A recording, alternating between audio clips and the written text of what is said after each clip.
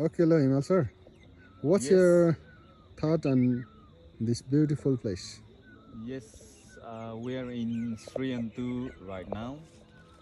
Sriantu is completely surrounded by greeneries Mm-hmm. and tea estate and natural environment यहाँनिर. Mm-hmm. Everything looks perfect.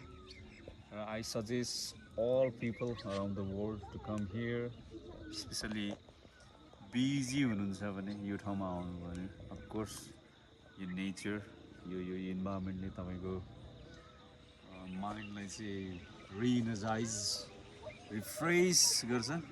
Then you will get the real के भन्छ एउटा test of this place.